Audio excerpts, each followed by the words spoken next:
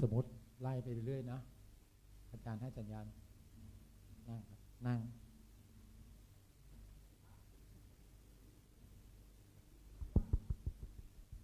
เที่ยวเดียวพอเที่ยวเดียวพอ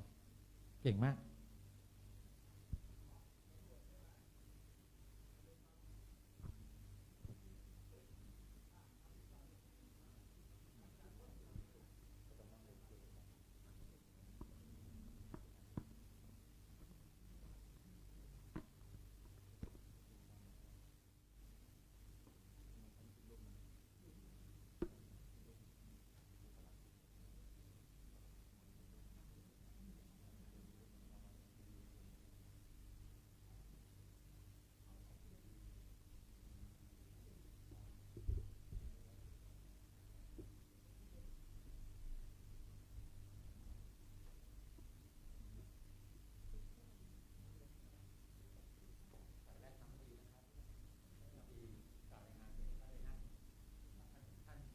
ท่านไหว้เสร็จ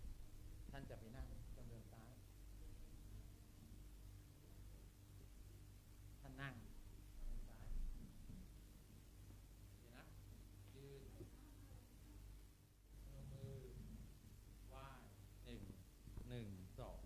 ซ้ายหันเดินมานะ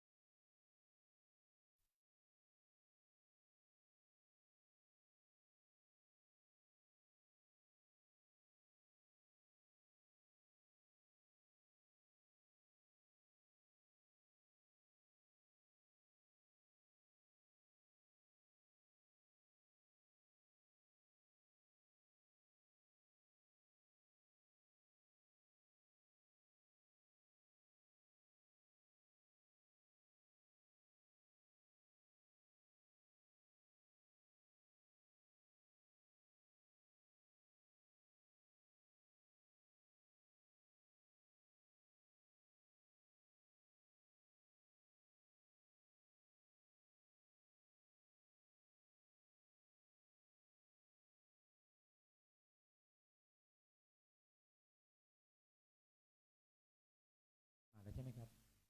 มาแล้วใช่ไหมครับ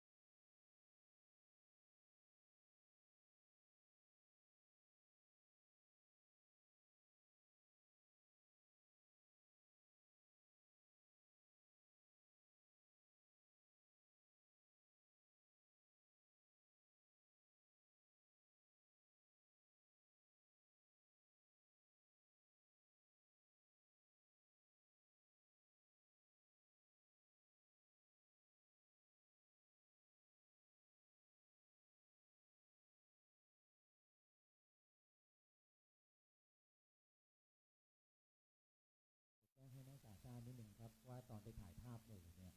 บนสแตนด้านหลังเนี่ยมันจะร้อนนิดหนึ่งนะครับอดทนแป๊บเดียวทีเดียวแค่รูปเดียวเสร็จแล้วกลับลงนะขอโทษหน่อยนะครับใครที่เหงื่อไหลใครย้อยก็นะครับส่วนรูปที่ตอนรับภาพ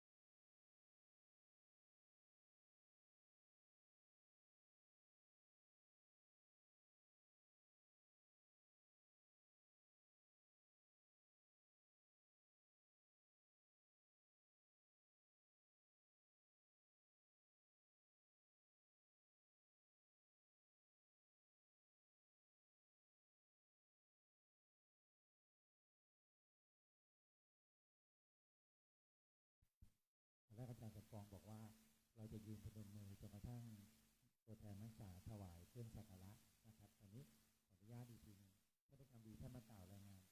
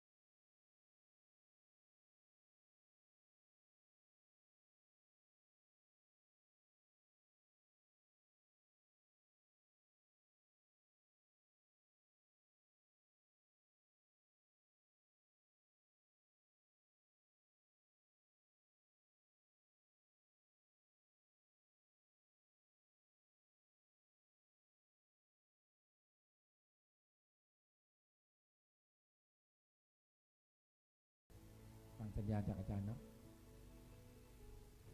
คนมือครับ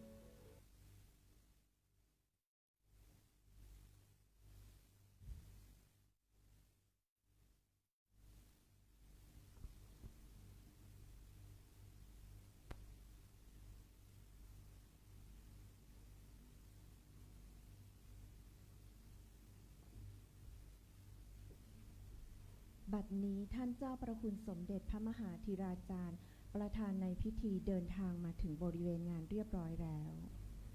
ขอกราบอาราธนาท่านเจ้าประคุณสมเด็จพระมหาธีราจารย์จุดธูปเทียนบูชาพระรัตนตรัย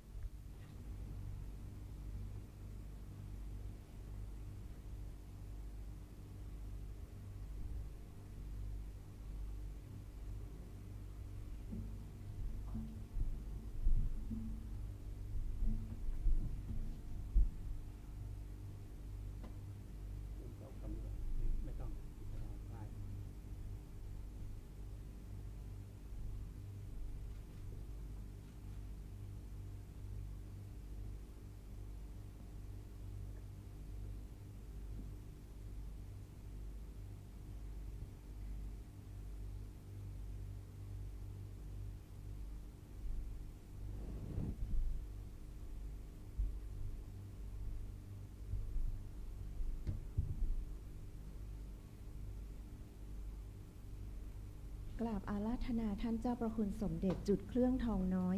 สักการะสมเด็จพระมหาสมณเจ้ากรมพระยาวชิรยานวโรรส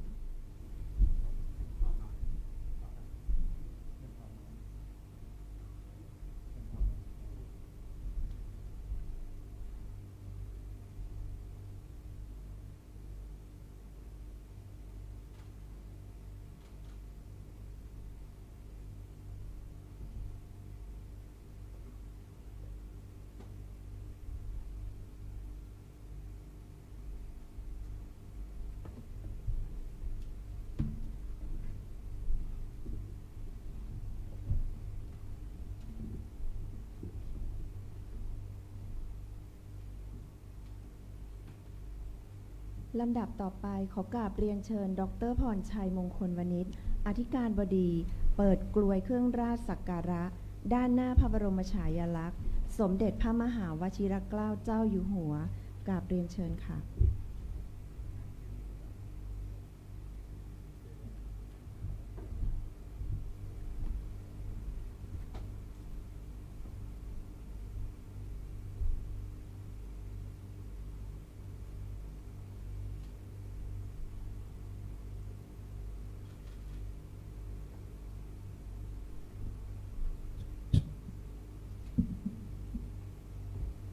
กราบขอบพระคุณท่านอธิการค่ะ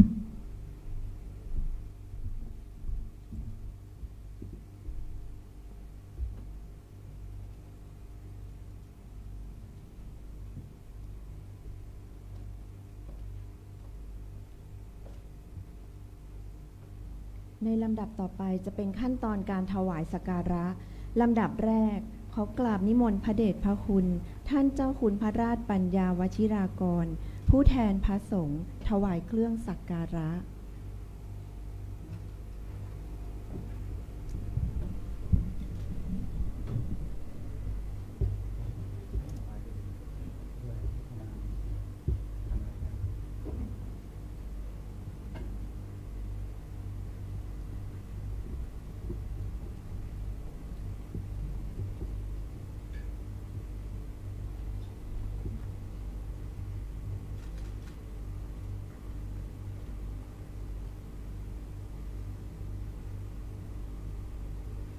ลำดับต่อไป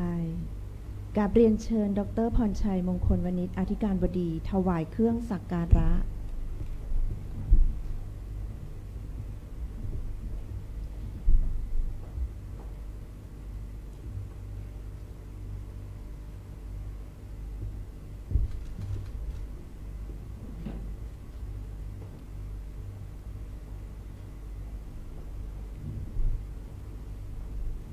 ต่อไป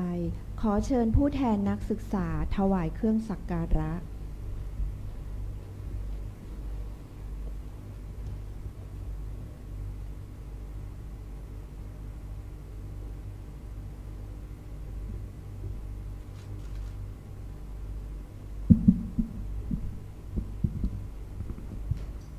กราบเรียนเชิญท่านอธิการบดี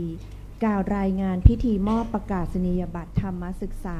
ประจำปีการศึกษา 2568 ค่ะกราบเรียนเชิญค่ะ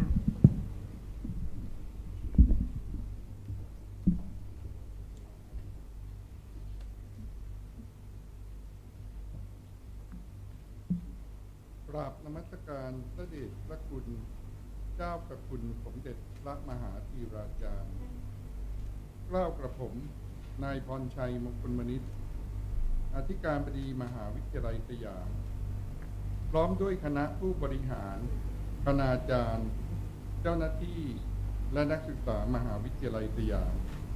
รู้สึกซาบซึ้งและเป็นเกียรติอย่างยิ่งที่พระเดชพระคุณได้ให้ความเมตตานุเคราะห์มาเป็นประธานในพิธีมอบประกาศนียบัตรธรรมศึกษาแก่นักศึกษาที่สอบผ่านความรู้ภูมิธรรมตามหลักสูตรธรรมศึกษาสนามหลวงประจำปีการศึกษา 2568 ตามโครงการธรรมศึกษาของทางมหาวิทยาลัยสยามซึ่งได้ดำเนินการอย่างต่อเนื่องมาเป็นเวลาถึง 21 ปีแล้วในวันนี้ในโอกาสนี้เกล้ากับผมใคร่ขออนุญาตนมัสการกราบเรียนถึงความเป็นมาของโครงการโดยสังเขปดังนี้ในปีการศึกษา 2547 ศูนย์พระสงฆ์นักเผยแผ่ธรรมเพื่อพัฒนาสังคมซึ่งมีพระเดชพระคุณเป็นผู้อำนวยการศูนย์ได้นำโครงการอบรมศีลธรรมจริยธรรมและการสอนธรรมศึกษาเข้ามาจัดให้กับนักศึกษามหาวิทยาลัยสยามเพื่อเป็นการปลูกฝังคุณธรรมจริยธรรมให้แน่นแฟ้นยิ่งขึ้นเป็นการเสริมสร้างทักษะในการเรียนรู้คู่กับการปฏิบัติอันจะทำให้นักศึกษาสามารถนำหลักธรรมที่ได้ศึกษาแล้วไปปฏิบัติให้เกิดผลจริงและยังเป็นการเสริมสร้างความสัมพันธ์ระหว่างบ้านวัดโรงเรียนให้มีความใกล้ชิดกันมากยิ่งขึ้นซึ่งการดำเนินการโครงการที่ผ่านมาประสบผลสำเร็จอย่างดีและเกิดผลสำลิดที่เป็นรูปธรรม3 ประการดังนี้ 1. มีนักศึกษาเข้าอบรมธรรมศึกษาในปีการศึกษา 2568 จำนวน 799 คน และสอบธรรมศึกษาจำนวน 575 คน ตอบได้จำนวน 426 คน คิดเป็นร้อยละ 74.09 แบ่งเป็นชั้นเอก73 คน ชั้นโท 47 คน และชั้นตรี 296 คน 2. นักศึกษาของมหาวิทยาลัยมีความประพฤติเรียบร้อยมีศีลธรรมจริยธรรมที่ดีงามเป็นที่ยกย่องของสังคมยิ่งขึ้นแต่ 3. นักศึกษาได้นำหลักธรรมที่ได้ศึกษาไปประยุกต์ใช้ให้เกิดประโยชน์ในชีวิตประจำวันและเป็นแบบอย่างที่ดีในสังคมบัดนี้ได้เวลาอันเป็นสุภมงคลแล้วเกล้ากระผมขอกราบอาราธนาพระเดชพระคุณเจ้าพระคุณสมเด็จพระมหาธีราจารย์ได้โปรดมอบประกาศนียบัตรธรรมศึกษาและทุนธรรมศึกษาพร้อมทั้งให้โอวาทเพื่อเป็นสิริมงคล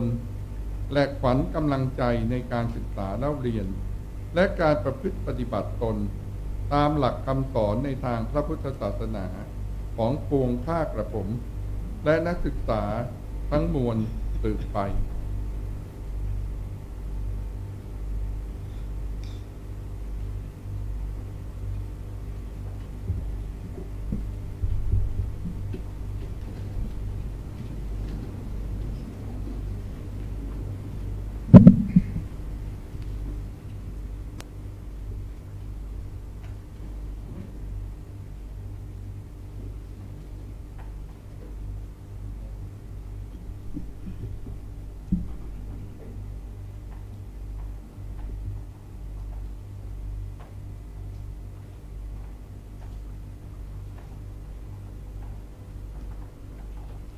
รายชื่อผู้สอบผ่านธรรมศึกษาประจำปีการศึกษา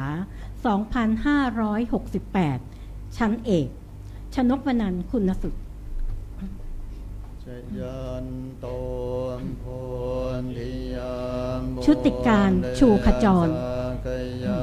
นันนันทิวันทันโน ชุติการภูลศรี เอวังตะวังวิชัยโย นัทพรทองแท้ วิจัยยาสุนจัยยา นิชากรพลาผล อัมปนาจินตัมป ธนพรพลิง เกศีนเสมปันท ปวันรัตน์ผิวนวล เลอัมพิเศษ พัทยาประแดงแก้ว นางกังคำปันโต รุ่งไพรินทร์แสนบัวหลวง สุนางคันตันสุมังคลัง วรัญพัฒน์มลิหวนชัย ทิตันสุกันโนนสมบูรณ์ สิริมาทองคำ จันสุเย็นธรรมพรหมจารี ชั้นโท เกวาลินจำปีหอม ชดาพรลายละเอียด ชัยพรวันนิยม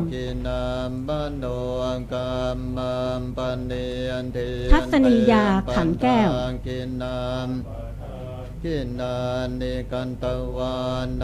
ธนชพรสิ้นโศก ทิติมาอินรำ ธีรพงษ์เมืองนาม วณิษฐาชูทอง ปราณปรียาอยู่ประเสริฐ รัสิกาศรีจำปา รัญชิดาพลชัย วราพรบุญเชิญ สสิพัฒน์แสนหลัง ศิรดาแก้วศรีสุข สิริวิมลนามวงศ์ หยาดทิพย์ไทยประดิษฐ์ อัมพรสุขบุตร ชั้นตรี อรนุชอินทวงศ์ พิมนภัสศรีดี ประภัสสรมีแสง สุธาทิพย์กัลยา กฎชกรจิตอาสา กฎชพรสุขสะอาด กฎชวันเปีย กมลพรนินอุดมศักดิ์ กมลภพหนูแก้ว กมลวัฒน์บัวกันหา กรกฎจินาเพศ กรกฎอนุธนายน กรวีวุฒิเนตรเนติรัตน์ กฤษดาน้อยพึ่ง กัญญพัฒน์หาศาสตร์ศิลป์ กันวราบุญมาก กัญญาภักกาบทอง กัญญาวีพิมพ์ทอง การชนกพรหมดวงดี กิตติพงษ์ผู้รัก กุลปียาบุญนาค ขวัญชนกโสมาบุตร ขวัญชนกเอี่ยมอนงค์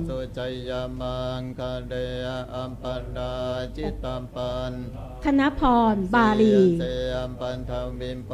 คณิตานินใจ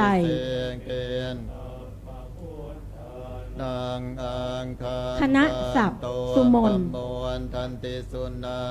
จันทรรัตน์ชนจรัสพรชัย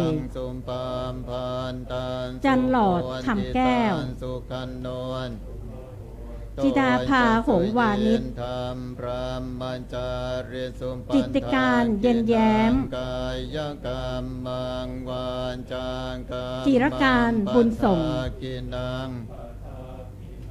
ก มโน จิรพัฒน์จงรัก เทียนเตมปันทากินามปันทากินา จิรัตน์พิสาชัยประกายวีรกุล จิราวันสุขจิต เจนจิรากวินวงศ์สุยาดาบุญทิพย์ วิชัยโย ชนนิการสุริยา สุชัยยามังคะเล ชนาพร ทัศนะ ชนาพัฒน์จิรายุวัฒน์ ชนัทยะบาล ชนิการเนียมศรี ชนินภูมิชัยสาร ชนิสรารักไพฑูรย์ ชนชาติทองสุขมาก ชนทิชาคงโพธิ์ทอง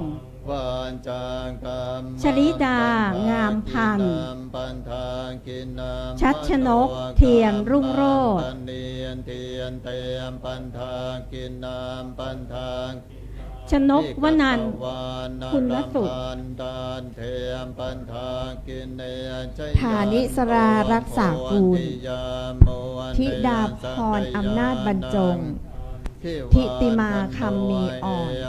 น ทิติมาทรงรัตนา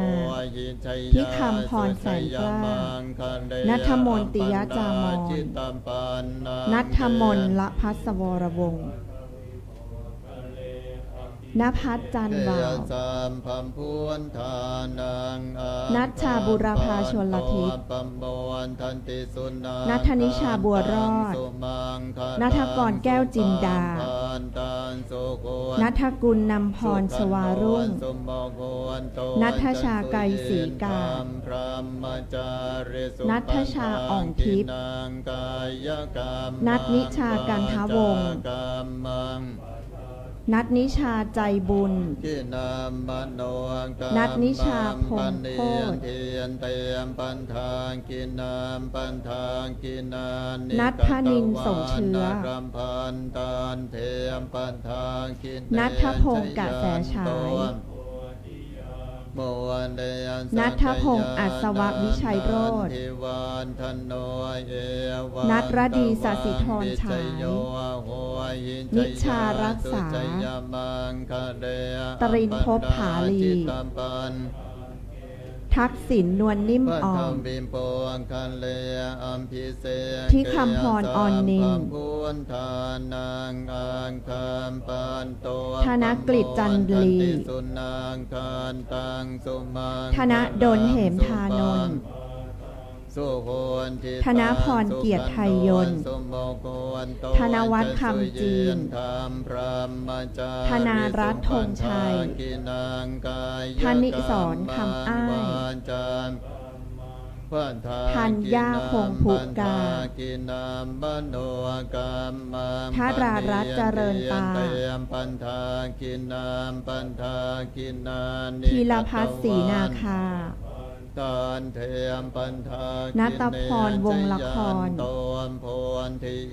นัตพรมากวิจิตร นพนัทพรหมเสนา นภาทิพย์น้อยพ่วง นฤศรเจริญชน นัทพงศ์ปุลิตา นัทมนต์ตันเต็ง น้ำฝนทับทอง นิติพัฒน์ศรีรุ่ง นิธิพัฒน์ทัศน์สิริโชติ นิสาแซ่ฟุ้ง นุชรัตน์ตั้งเติมศักดิ์ เนชนกมนัสปิติ ปฏิภาณรุ่งเรือง ปณิตาอิระสภากร ปทิตาสินสวัยผล ปนัดดาวงขัน ปพิชยาเพิ่มลาภ ประสิทธิ์กิตติคุณ ปรัฐกรชัยยันบูรณ์ ปราณปรียามีหวายหลิ่ง ป ปวาริสาแก้วบูโฮ ช ม ยาสุชยามังคเล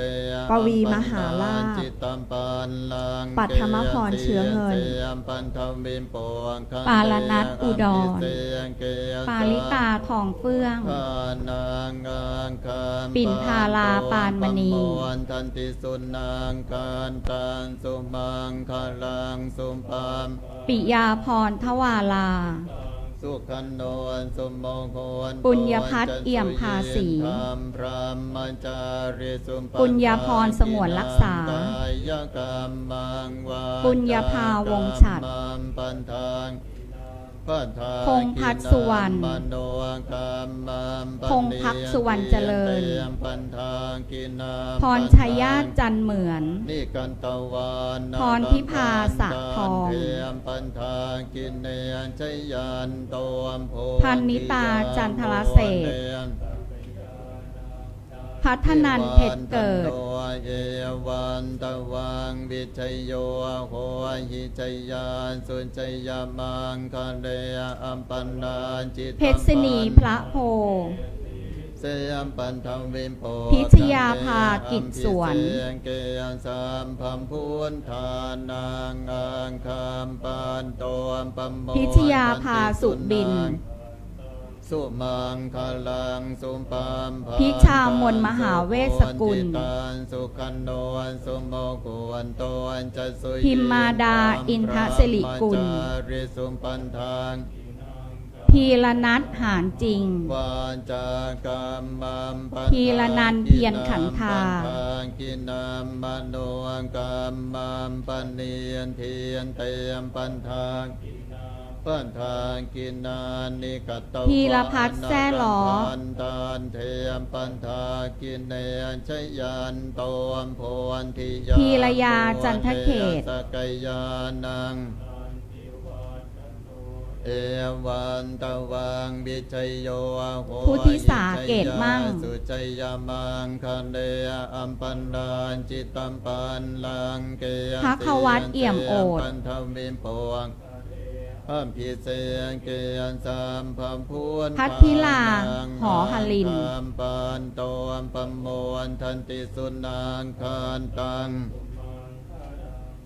พัทรกรนุชข สุโกนทิตานสุกันโนนสมโมโกนโต พัทรพลเพชรรัตน์ พระมจาริ ำพัทรวดีเผื่อนอาสา วานจากกรรมัมปันทากิ พัทลิตวงศ์วัฒนโกศล มโนกรรมัมปันเนียนเทียนเตมปันทากินามตะวันนัลพันตานเทียมปัน พานุวัฒน์มณีโต ชยันโตมโพนทิยามมวน ภาวินีเปจโปะ นังพโนเอวันตะ ภูมิพัฒน์สว่างจิต โหหิชยาม นัสสำนันองค์วุฒิเวศ อัมปันดาจิตตัม มันธนาเหมือนกลัด เสียนเสียนเสียน มิถุนาภาลี อัมพิเศษ เมธาอรันทรวณิช พุทธานัง เมษารัตน์รัตนวงศ์ ปปมโมนทันติสุนังการตันสุมังคลังสุโหนทิ รณพีฟองเหม สุมงโหนโตนจันสุเยนธรรม รานิดาหลงสวาท สุมปันทากินัง ลสิตาน้อยสถิต กรรมังวาจังกรรมัมปันทางมโน รัติการตรีปากี ปันเนียนเทียนเตมปันทา รุ้งราวัลเอี่ยมทา กินานิกัตตวาน รัฐสิทธิ์ภารี เทมปันทากินเนน รุจิลาจำปาศรี โอนทิยามมวนเดนสกยานา ระดาวันวงสะอาด ทันโนเอวันตวังบิชัยโยโหยิชยาว ชิรวิทย์พุทโต เสียนเสียมปันทวิมโป วชิราพรขจิตพรพันธ์ เกียสามพัมพุนทานัง วชิรวิทย์โรจนวงศ์ ตัวปมโมนทันติสุนังการตังสุมัง พันตังสุขุนทิตังสุขันโนสมโมโกนโตจันสุยิ วชิราพรขจิตพรพันธ์ ริสุมปันทางกินัง วนัสยามูลราช ปันทางกินังปันทางกินัง วรนันท์สินธุเจริญ วรภาดาวิวัฒน์ภูสิทธิ์ กินานิกัตตวาว รลยาดากุลพึ่ง เทมปันทากินเนนชยันโต วรไทยขำกล่ำ โมวันเลสกยาน วรเศรษฐ์ฉลองวุฒิการ โนเอวันตวัง วลิศลาชินโชติ จยาสุจยา วัลภาภูประเสริฐ ปัลลาจิตตัมปันนังเกียนสี วิทูลอินทัพ ปัญวิมโพงคันเดงอัมพิเศษเกย วีรวรรณวงศ์สุขเศรษฐ์ สรยุทธน้อยคำสิงห์ สรยายุทธโพสุข สลาวุธสุวรรณเกต สโลชาจิตตรีขันธ์ สิริศักดิ์สุวรรณจิต สุกัญญาชัยสิริ สุชาดาทักษิณ สุดารัตน์จารุมาศ สุดารักษ์สงัด สุพิพัฒน์เกตนารี สุพรรณษาสุนทรโรจน์ สุพิชยาบัวงาม สุพเนศแทนวันดี สุภศรสุภานันท์ สุภานันท์ดีที่สุด สุรัตยาทองวัด สุรีรัตน์แก้วชิงดวง เสาวลักษณ์แก้วธานีเสาวลักษณ์พักดี โสภิดาอินแป้น อโนไทยอาจไทยสงฆ์อดิศรสมใจ อดิศักดิ์ประดิษฐ์สอนอติการทัพพยสวรรณอนัญญาเที่ยงดี อนัญญาชัยรักษ์ อภิชาติพานเงิน อภิญญาถนอมศักดิ์ อภิเดชสอนสูง อภิวิทย์เอ็มสูงเนิน อมรรดาการไว อมนวันสินจโปะ อรณีทีพักดี อรพินสกุลดิษฐ์ อลิสลาศรีชนะ อโลชาเพชรงาม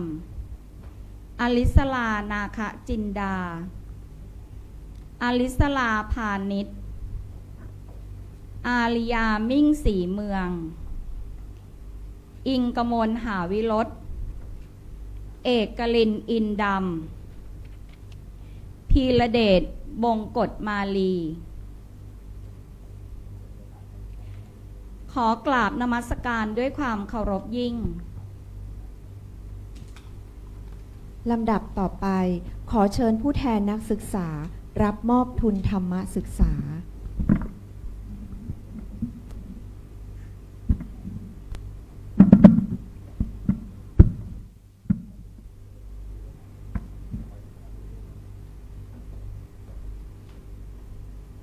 ค่ะ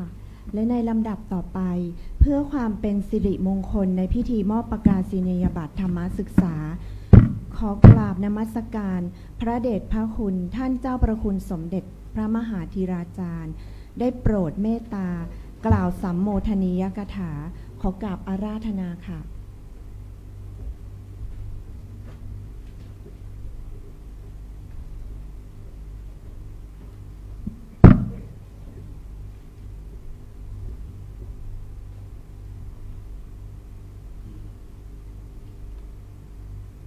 ขอแสดงกัลยาณธรรมต่อท่านพระเถรานุเถระในมณฑลพิธีนี้ทุกรูป ขอเจริญพรดร.พรชัยมงคลวณิชอธิการบดี พร้อมด้วยผู้บริหารคณาจารย์ และนักศึกษาทุกคน ขอแสดงมุทิตาจิตต่อนักศึกษาผู้สอบไล่ได้ธรรมศึกษาประจำปีการศึกษาพุทธศักราช 2568 ในสำนักเรียนวัดพระเชตุพนวิมลมังคลารามทุกคนด้วยความจริงใจ การที่ท่านทั้งหลายได้ศึกษาธรรมในพระบวรพระพุทธศาสนาถือเป็นการสืบสานพระศาสนาด้วยกุศลเจตนาด้วยความมุ่งมั่นที่จะเจริญก้าวหน้าทางไตรสิกขาคือศีลสมาธิและปัญญาซึ่งเป็นรากฐานของการศึกษาเราเรียนในพระพุทธศาสนาอย่างแท้จริงการเรียนการสอนธรรมศึกษานั้นหาใช่เพียงการเรียนรู้จากตำราเท่านั้นแต่เป็นการเรียนรู้ทั้งภายนอกและภายในโดยภายนอกนั้นต้องดำรงชีวิตอยู่ด้วยความไม่ประมาทไม่อยู่อย่างปราศจากสติโดยมีสังคหวัตถุธรรมเกื้อกูลซึ่งกันและกันจึงจะเป็นเครื่องค้ำจุนพระบวรและพระพุทธศาสนาและเป็นรากฐานที่จะทำให้ตนเองทำให้อุบาสกอุบาสิกาสามารถดำรงตนอยู่ได้อย่างมีผาสุกวิหารธรรมดังนั้นนักศึกษาและอุบาสกอุบาสิกาจึงควรตระหนักว่าศรัทธาของพุทธศาสนิกชน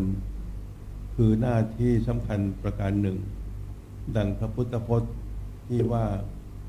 อนัตเถนะยุตโตสียา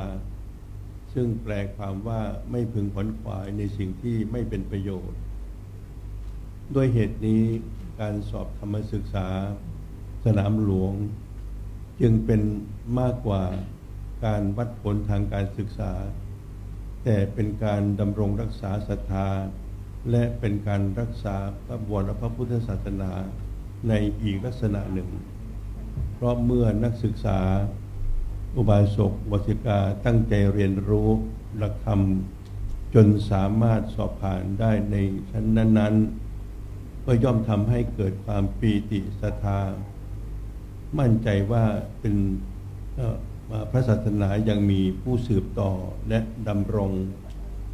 รักษาไว้อย่างมั่นคงและจะเป็นประโยชน์แก่ผู้ศึกษาจะนำความรู้ความเข้าใจไปปฏิบัติไปประยุกต์ใช้ในการดำเนินชีวิตให้เกิดผลแห่งความสุขสวัสดีมีความสงบร่มเย็นเป็นประโยชน์โดยแท้ขออนุโมทนาสาธุการแสดงมุทิตาจิตต่อคณะผู้บริหารคณาจารย์นักศึกษาผู้สอบไล่ได้ธรรมศึกษาสนามหลวงระดับชั้นตรีโทเอกทุกคนและขออาราธนาคุณพระศรีรัตนตรัยได้อภิบาลพรชัยให้ทุกท่านมีความเจริญรุ่งเรืองร่มเย็นเป็นสุขสวัสดีภายใต้ร่มบารมีธรรมแห่งสถาบันชาติสถาบันพระพุทธศาสนาและสถาบันพระมหากษัตริย์ตลอดกาลเป็นนิจเทินสาธุ ค่ะและในลำดับต่อไปกราบเรียนเชิญท่านอธิการบดีถวายเครื่องไทยธรรมแด่เจ้าประคุณสมเด็จพระมหาธิราจารย์ค่ะ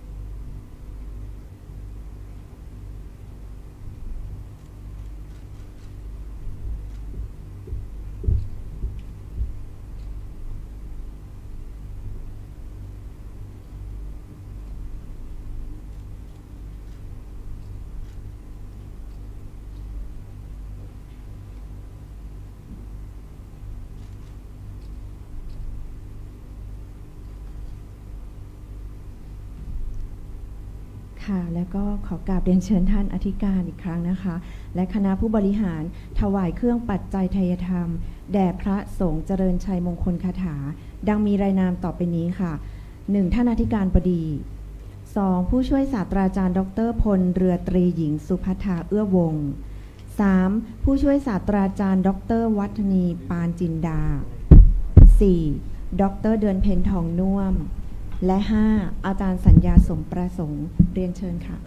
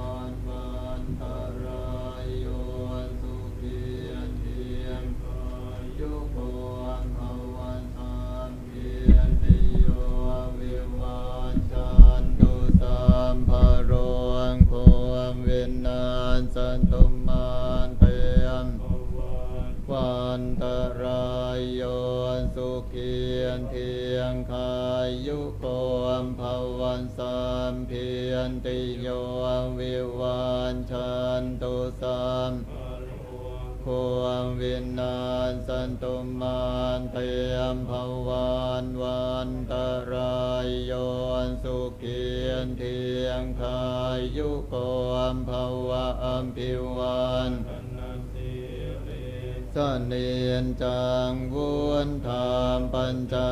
ยโนจันตารวันธรรมวัน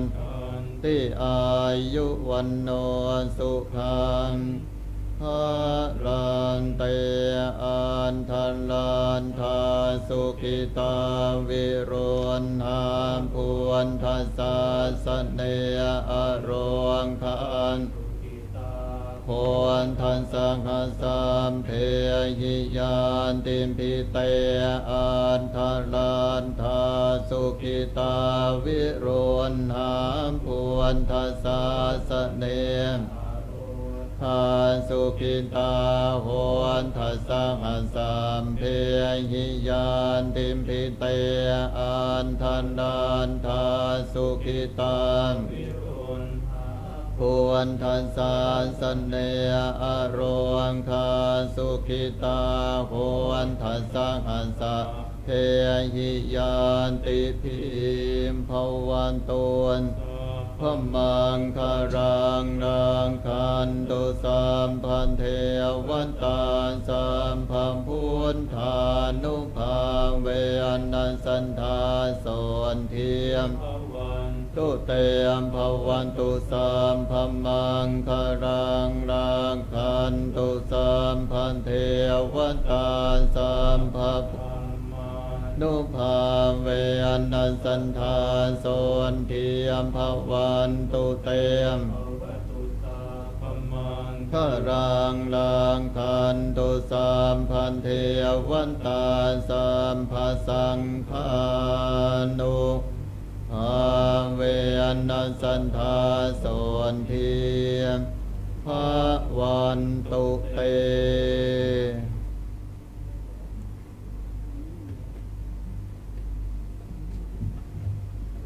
ค่ะและลำดับต่อไปนะคะ ขอเชิญคณะผู้บริหารเข้ารับของที่ระลึกจากท่านเจ้าประคุณสมเด็จพระมหาธีราจารย์ค่ะ กราบเรียนเชิญค่ะ ท่านอธิการบดีพรชัยมงคลวณิชค่ะ อีกรอบหนึ่งค่ะ ต่อไปผู้ช่วยศาสตราจารย์ดร.พลเรือตรีหญิงสุภัทราเอื้อวงศ์ค่ะ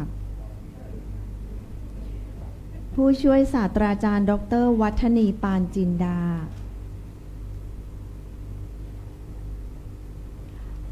ดร.เดือนเพ็ญทองน่วม อาจารย์สัญญาสมประสงค์ และดร.จุไรรัตน์วรรณยิ่งค่ะเรียนเชิญค่ะ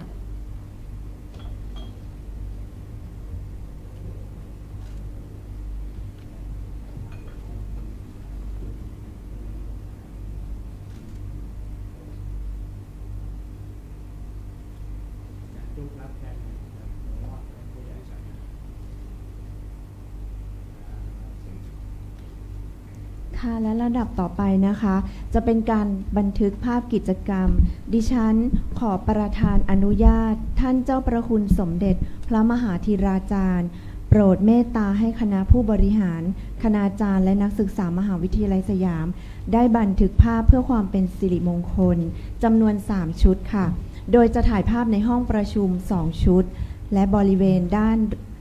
ณลานด้านข้างอาคาร12 1ชุดกราบนมัสการด้วยความเคารพยิ่งค่ะ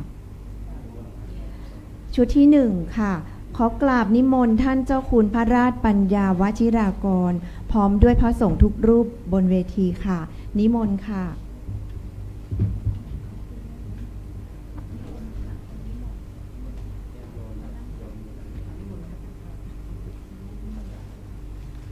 และเชิญท่านอธิการและผู้บริหารเก้าอี้ด้านหน้าค่ะนี่คือชุดที่1นะคะ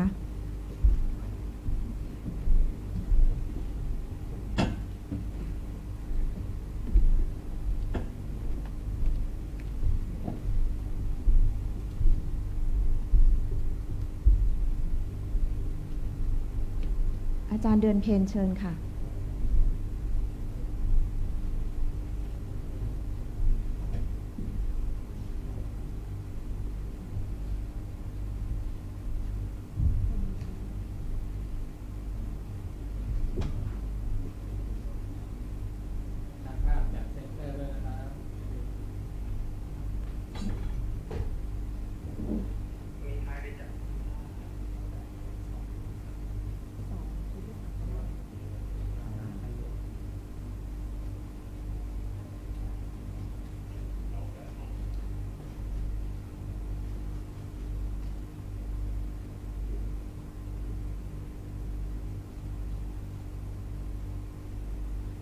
ค่ะต่อไปเป็นชุดที่2นะคะชุดที่1ยังคงอยู่ค่ะท่านอธิการ